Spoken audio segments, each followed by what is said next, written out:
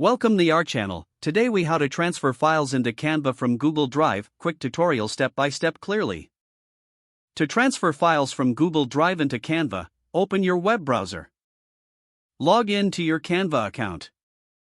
In a new tab, go to your Google Drive. Locate the file you want to transfer. Right-click on the file.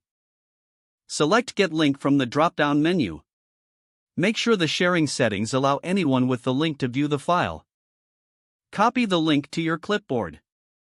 Return to your Canva tab. Click on Uploads in the left-hand menu. Select Upload Files. In the pop-up window, look for the option to enter a URL. Paste the Google Drive link you copied earlier. Click on Upload. Canva will process the file and add it to your uploads. Once the upload is complete, locate your file in the Uploads section. Now you can drag and drop the file onto your design. Adjust the file as needed to fit your project. That's it. You've successfully transferred a file from Google Drive to Canva.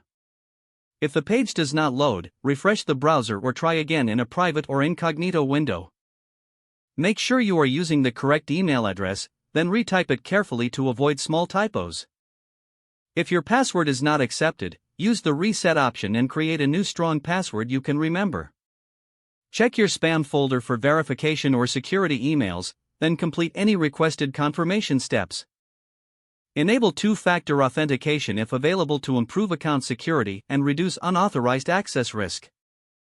After signing in, review your profile details so your contact information and settings are accurate and current. If you see an error message, note it down and try again after restarting your device and internet connection. Log out when you finish, especially on shared devices, to keep your account and payment information secure. If the page does not load, refresh the browser or try again in a private or incognito window. Make sure you are using the correct email address, then retype it carefully to avoid small typos. Don't forget to like this video and subscribe to our channel for more step-by-step tech guides.